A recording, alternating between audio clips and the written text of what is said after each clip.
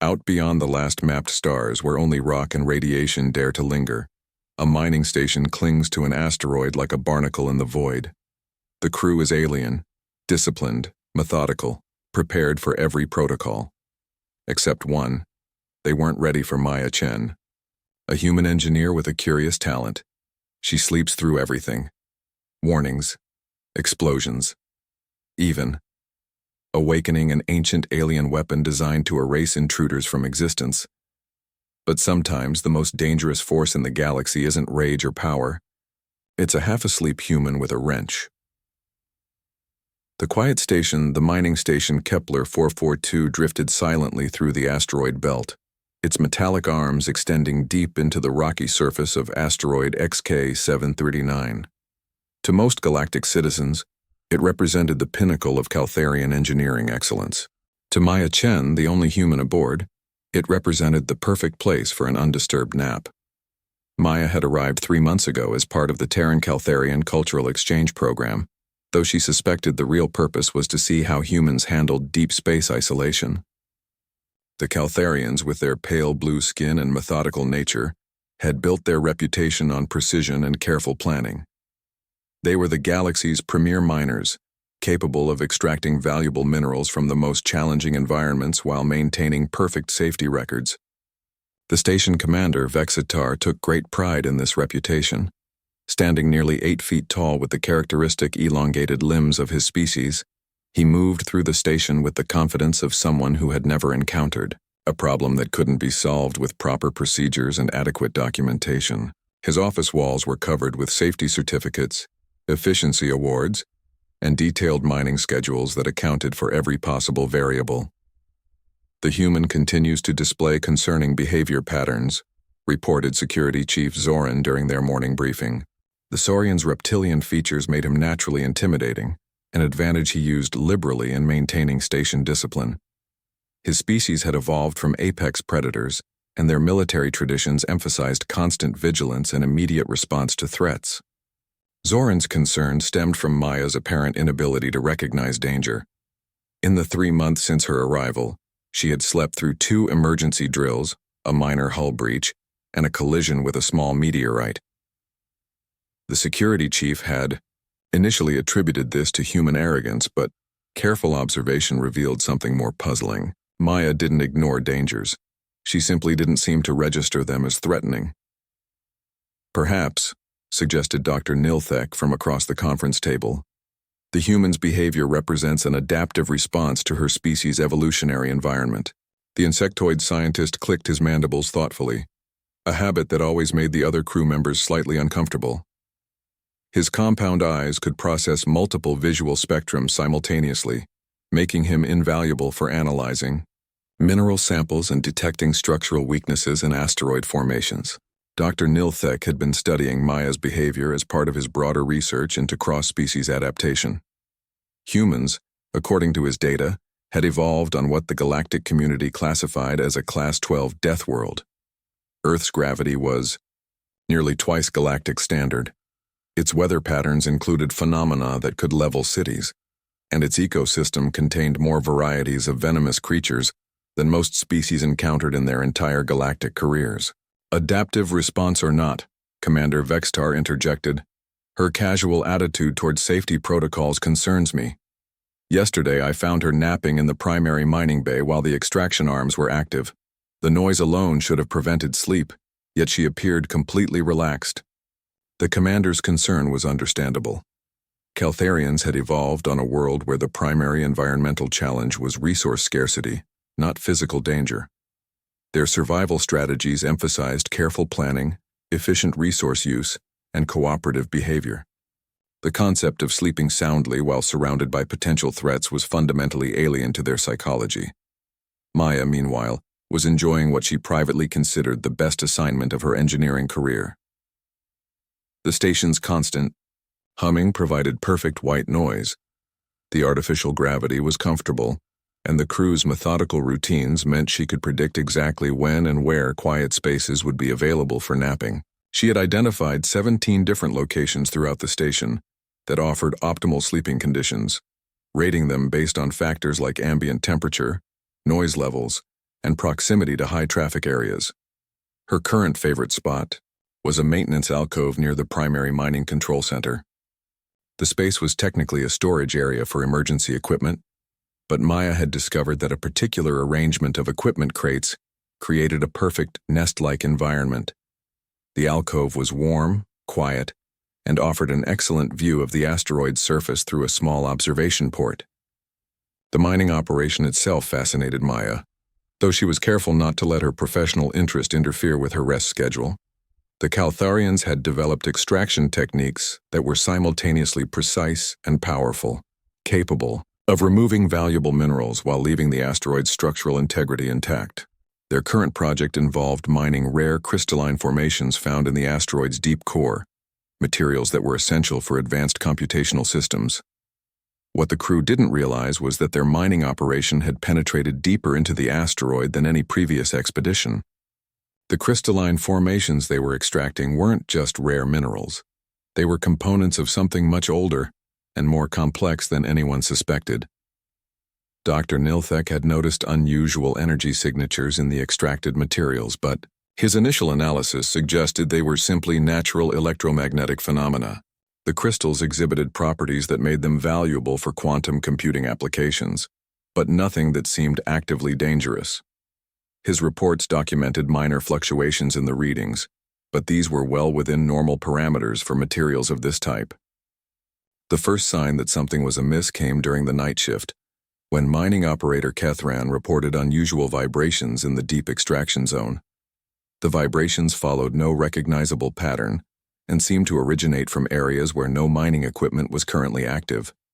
Kethran's species, the Velthari, possessed exceptional seismic sensitivity, making them ideal for detecting structural instabilities in mining operations. The patterns are unlike anything in our geological databases, Kethran reported to Dr. Nilthek. They seem almost rhythmic, as if something large is moving within the asteroid's core. Dr. Nilthek's investigation revealed that the energy signatures from the extracted crystals had been increasing steadily over the past several days. The fluctuations were subtle enough to remain within acceptable safety parameters, but they suggested that the mining operation might have disturbed something that had been dormant for a very long time. Commander Vextar reviewed the reports with his characteristic attention to detail. The energy readings were concerning, but they didn't exceed any established safety thresholds. The vibrations were unusual, but seismic activity was common in asteroid mining operations.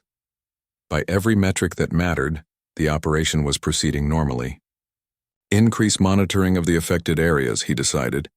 Continue standard extraction procedures, but alert me immediately if the readings exceed baseline parameters by more than 15%. The decision was entirely reasonable by Caltharian standards. Their species had built their reputation on methodical analysis and measured responses to potential problems. Panic and hasty decisions were antithetical to their cultural values, and their safety record proved the effectiveness of their approach. Maya, blissfully unaware of the growing concerns among the technical staff, had claimed a new napping spot in the station's central hub. The area featured comfortable seating designed for crew meetings, excellent climate control, and the gentle hum of the station's main power systems. She had arranged herself across two chairs, her legs draped over one while she used the other as a backrest, her head tilted at an angle that should have resulted in a permanent neck injury, but somehow looked perfectly comfortable. Security Chief. Zoran discovered her there during his evening patrol, and the sight reinforced his growing conviction that humans were the most dangerous species he'd ever encountered. Not because they were violent or aggressive, but because they displayed such complete confidence in their safety that they could sleep anywhere, anytime, regardless of circumstances. "It's not natural," he muttered to his deputy, a young Saurian named Torek, who was still learning to interpret alien behavior. "Predators don't sleep that deeply unless they're absolutely certain nothing can threaten them." Torek studied Maya's sleeping form with professional interest. "Perhaps humans are simply not intelligent enough to recognize danger," he suggested. Zoran's expression darkened. "No. Humans built interstellar spacecraft and developed quantum communication systems. They're intelligent. This isn't ignorance, it's confidence." The question is whether that confidence is justified or if they're too stupid to realize how dangerous the universe really is. The security chief's concerns weren't entirely unfounded. Humans had indeed evolved as apex predators on a world where everything was actively trying to kill them. Their casual attitude toward danger wasn't ignorance. It was the supreme confidence of a species that had spent millions of years at the top of the food chain. Maya's ability to sleep anywhere wasn't a sign of recklessness. It was evidence of unconscious threat assessment systems that operated even during rest. As the station's night cycle progressed, the deep mining equipment continued its methodical extraction of crystalline materials. The energy readings continued to fluctuate within acceptable parameters, and the seismic vibrations maintained their unusual but not immediately threatening patterns. Everything proceeded according to plan, guided by centuries of Caltharian mining, expertise and safety protocols. Deep within the asteroid's core, something that had been sleeping for millennia began to stir. The mining operation had disturbed more than mineral deposits. It had awakened something that had been placed there long ago by a civilization that no longer existed, something designed to protect secrets that were never meant to be discovered. Maya shifted slightly in her improvised bed, her unconscious mind registering subtle changes in the station's vibration patterns. Her breathing remained steady, and her electromagnetic signature continued to broadcast the deep contentment of untroubled sleep. But some primitive part of her brain was already beginning to assess the changing environment. The Caltharians, focused on their instruments and procedures, missed the significance of these subtle changes.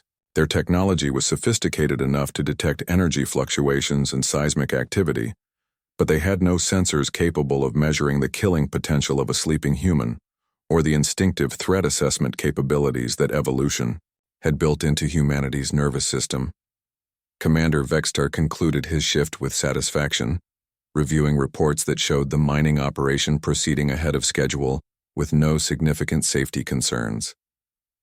Dr. Nilthek filed his daily analysis of the extracted materials, noting the continuing energy fluctuations but finding no cause for immediate alarm. Security Chief Zoran completed his patrol routes, documenting Maya's latest napping location with the resigned air of someone who had given up trying to understand alien psychology. The station settled into its night cycle routine, automated systems, maintaining optimal environmental conditions while the skeleton crew monitored critical operations.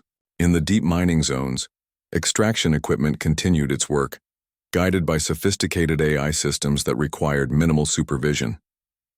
Maya slept on, dreaming of Earth's summer afternoons and childhood memories of safety and warmth. In her dreams, the greatest dangers were scraped knees and hurt feelings, problems that could be solved with band-aids and maternal hugs. She had no way of knowing that her peaceful rest was about to be interrupted by something that would challenge every assumption the galaxy held about human capabilities and the true nature of evolutionary adaptation. The awakening terror, the first indication that something had gone catastrophically wrong, came at 0347 station time, when the deep mining sensors registered an energy spike that exceeded baseline parameters by approximately 3,000%. Dr. Nilthek, monitoring the night shift from his laboratory, watched in growing alarm as his displays erupted, in cascading alerts that his sophisticated analysis systems couldn't categorize. The energy signature wasn't chaotic or random. It was structured, purposeful, and unlike anything in the galactic databases. It pulsed with a rhythm that suggested not natural phenomena but deliberate intelligence, as if something vast and ancient was slowly awakening from an eons-long sleep. Commander, Vextar to the bridge immediately, Dr. Nilthek transmitted, his usual scientific composure cracking under the weight of readings that challenged his understanding of physics. We have a situation that requires your immediate attention. Throughout the station, emergency lighting began to flicker as power systems struggled to compensate for electromagnetic interference that seemed to originate from the asteroid's core. The mining equipment, designed to operate in the harshest environments, began experiencing systematic failures as energy patterns they had never been programmed to handle cascaded through their circuits. Commander Vextar arrived on the bridge, within minutes his methodical nature warring with growing concern as he absorbed the data streaming across multiple displays. The energy readings continued to climb, and seismic sensors throughout the asteroid registered movement patterns that suggested something enormous was stirring deep within the rocky mass. "Analysis," he demanded, his voice maintaining the steady calm that had served him well through decades of crisis management. "The energy source appears to be artificial," Dr. Niltek reported, his compound eyes processing data streams faster than most species could follow. "The patterns suggest sophisticated technology, but unlike anything in our databases. Based on the electromagnetic signatures, I estimate the source to be at least 50,000 years old, possibly much older." Security Chief Zoran burst onto the bridge with the sort of urgency that suggested he had been monitoring the same readings. "Sir, whatever this is, it's moving. Deep sensors show massive displacement patterns throughout the asteroid's core structure. Something the size of a battlecruiser is active down there." The implications hit Commander Vextar like a physical blow. Caltharian mining surveys were thorough beyond measure, capable of detecting artificial structures long before excavation began.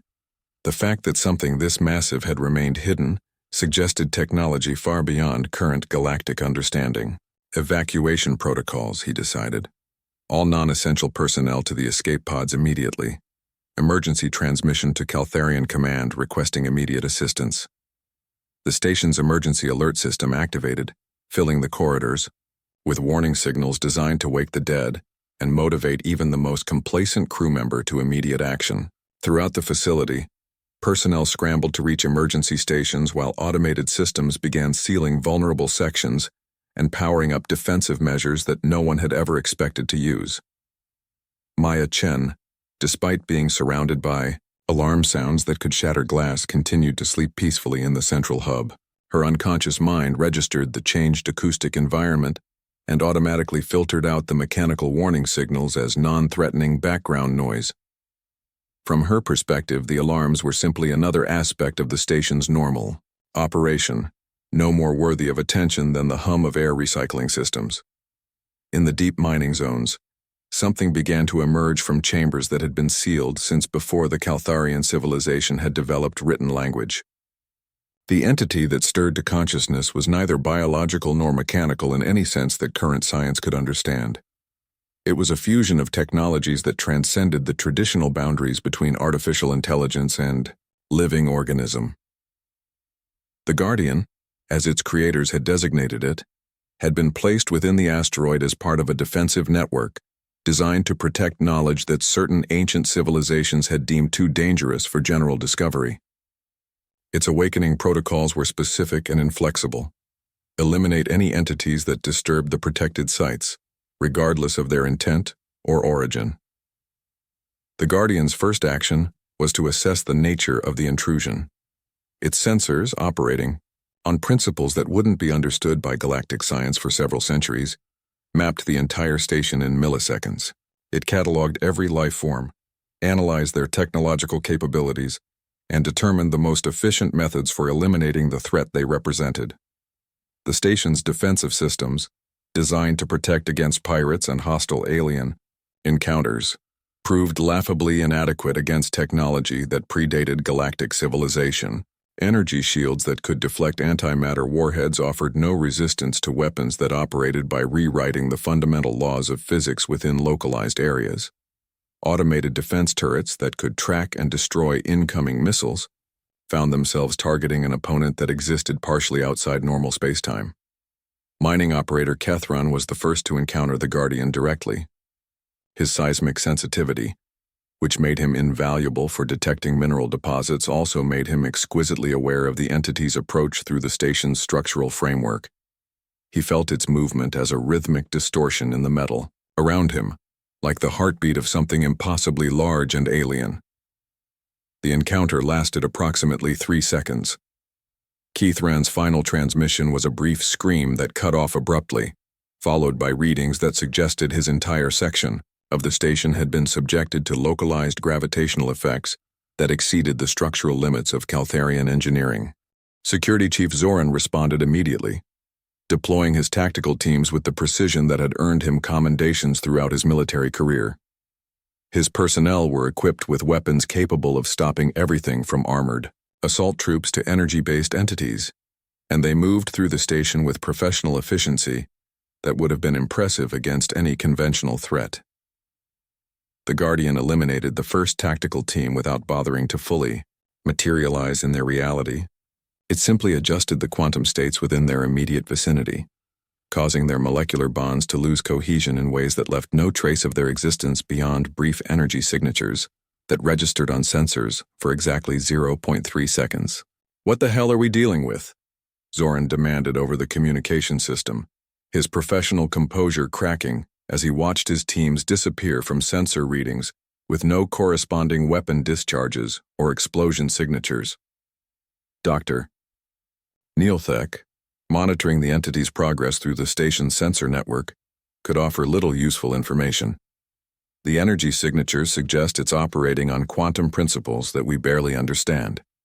It appears to be capable of selective reality manipulation within a limited radius. Our weapons are useless because they exist in the same physical framework that the entity can control.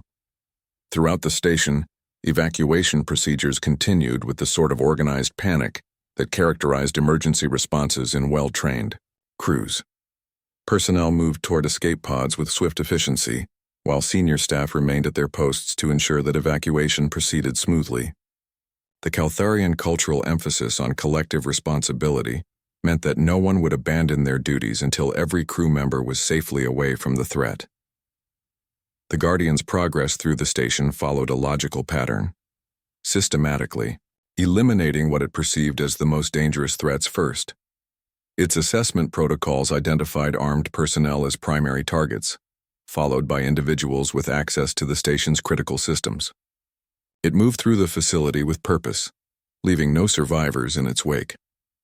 Maya remained asleep in the central hub, her unconscious mind gradually processing the subtle changes in her environment. The station's vibration patterns had shifted, as internal explosions and structural damage altered the facility's acoustic signature.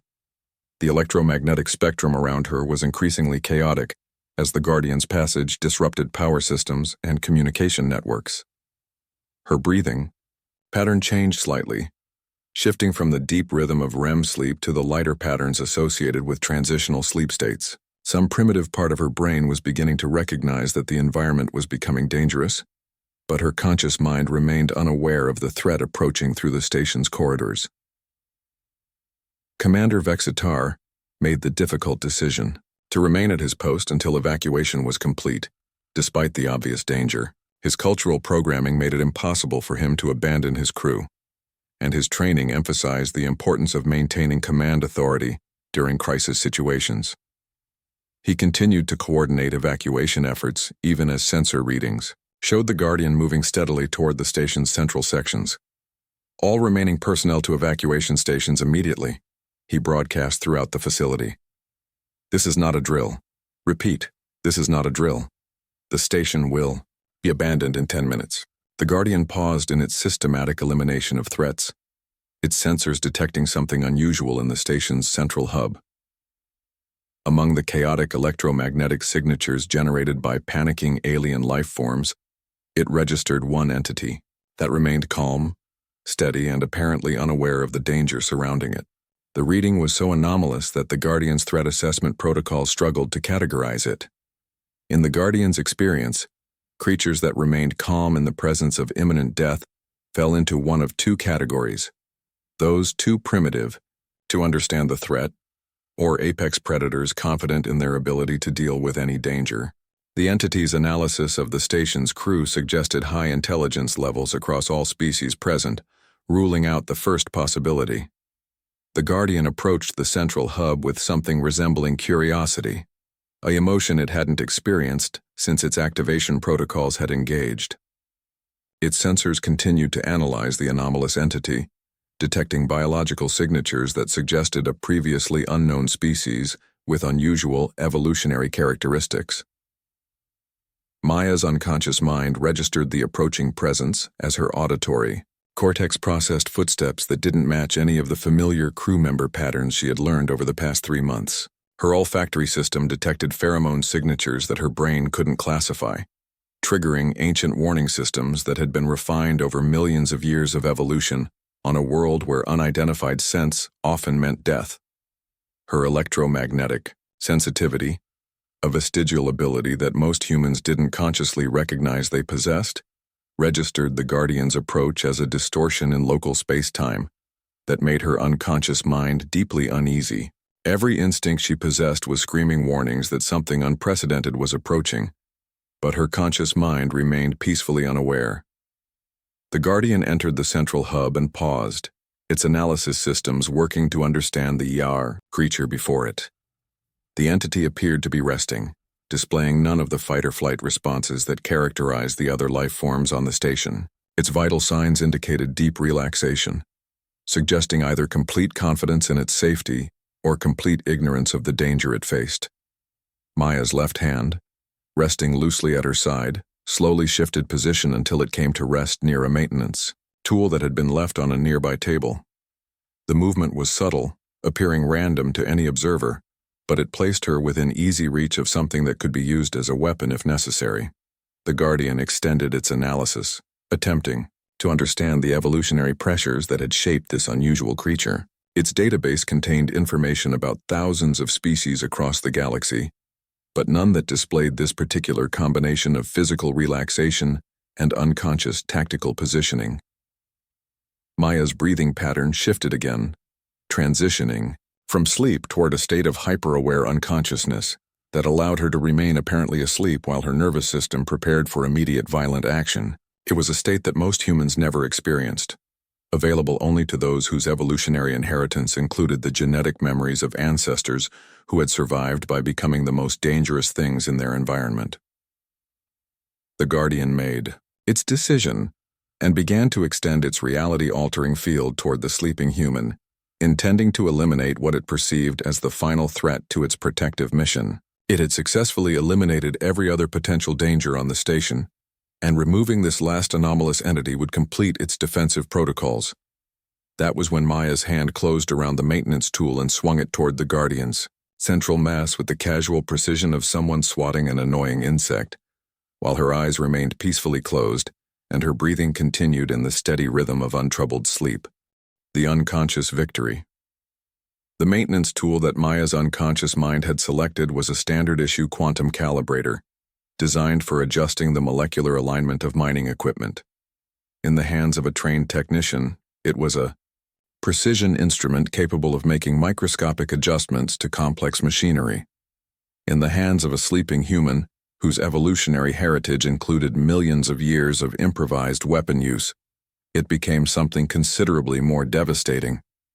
The impact occurred at precisely the moment when the Guardian's reality-altering field was at maximum extension, focused on eliminating what it perceived as the final threat to its mission. The collision between the calibrator and the Guardian's energy matrix created a feedback loop that the ancient entity's defensive systems had never been programmed to handle.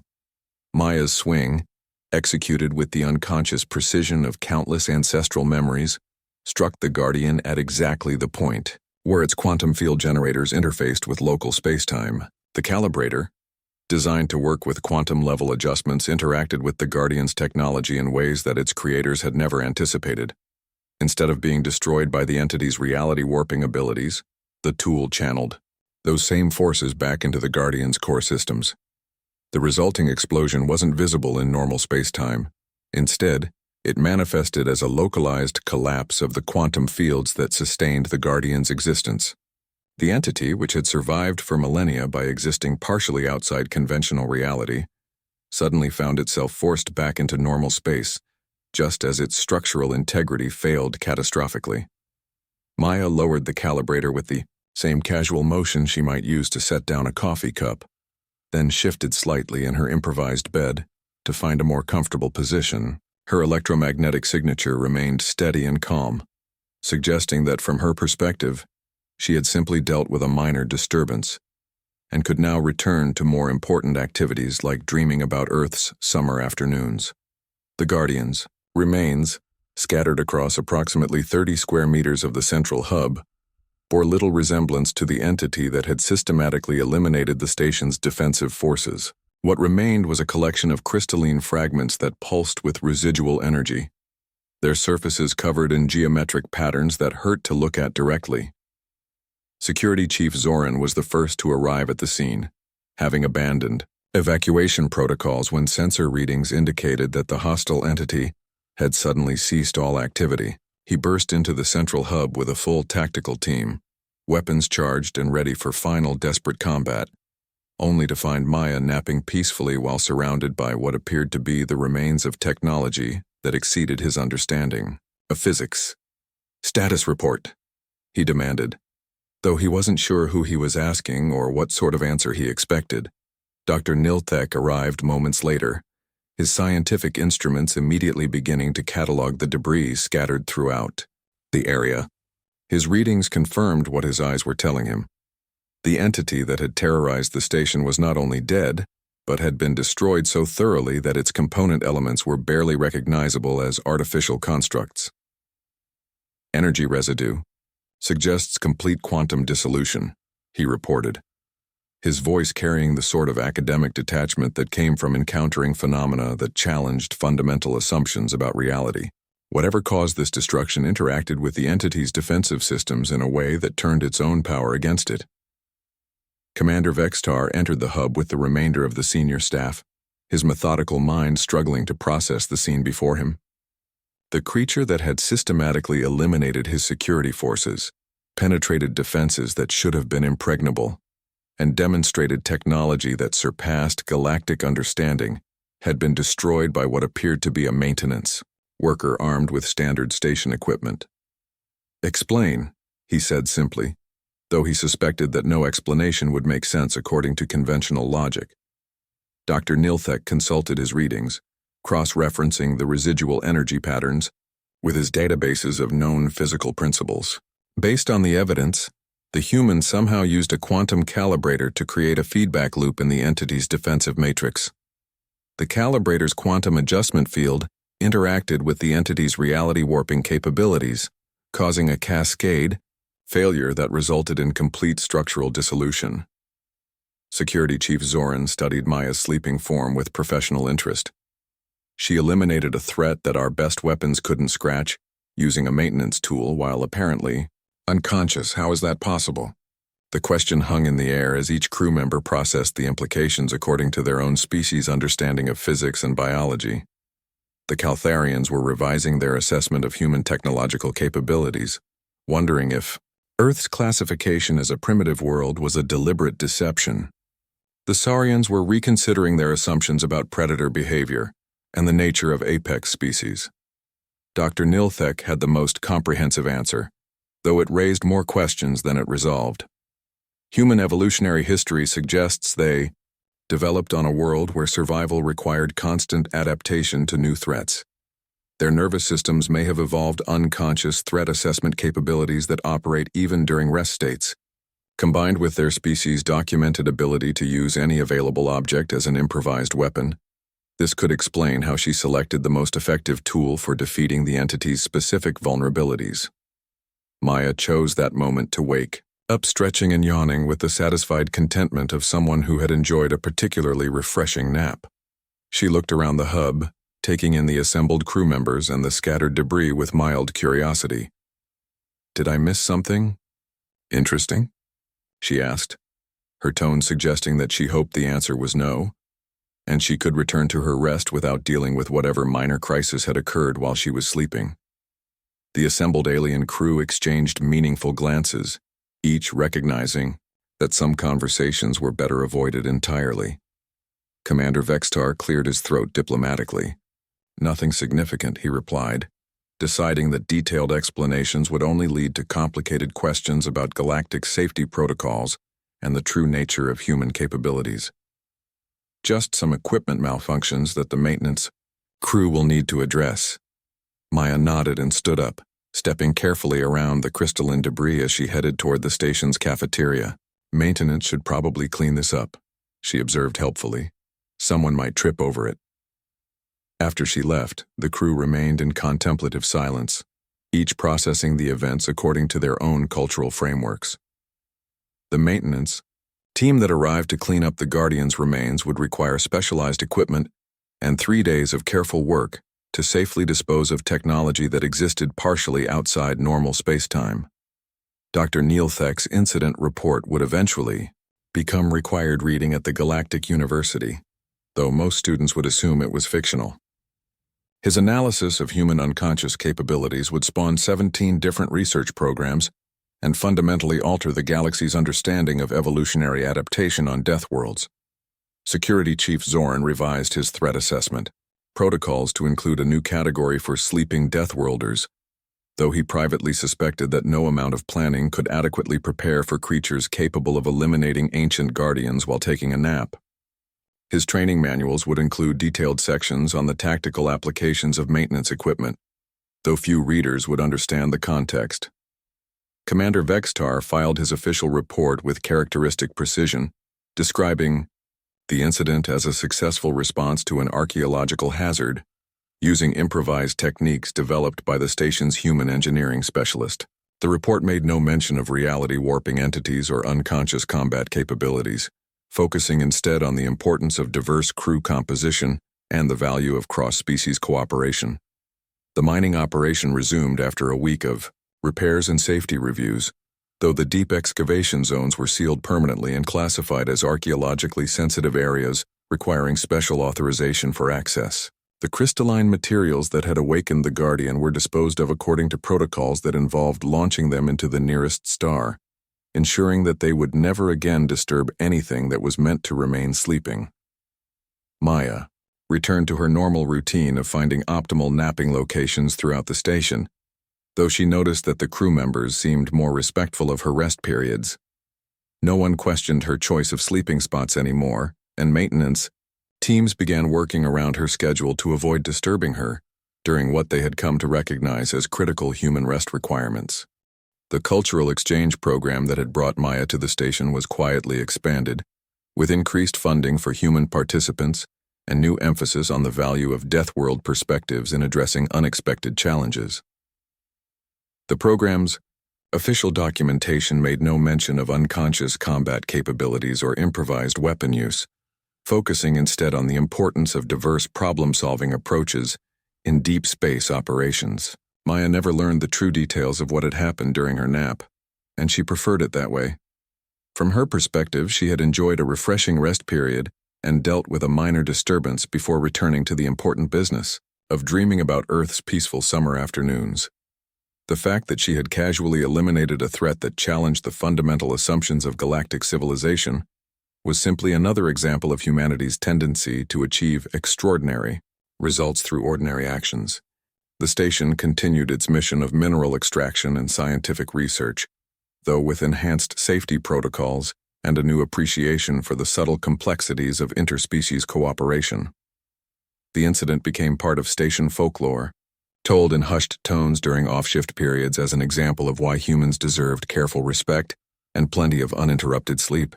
In the vast expanse of space, evolution had produced countless examples of adaptation and survival, but few as quietly effective as a species that could eliminate ancient guardians with improvised weapons while unconscious.